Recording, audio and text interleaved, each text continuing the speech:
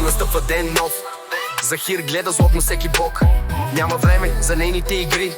Всички гонени сме, дочаквайки мечти. Борисов парите краде, няма кой да го спре. А Константинов го няма пак. В офиса настъпил мрак. Шефът вечно с крачки тежки. Всички тръпнем от неговите капризи тежки. Но в тъмнината има един въпрос: къде е Константинов, мигом дос? Борисов парите краде, няма кой да го спре. А Константинов го няма пак. В офиса настъпил мрак.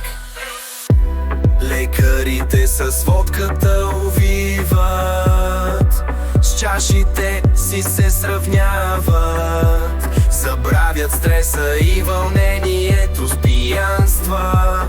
Лекуват мито и мъченик.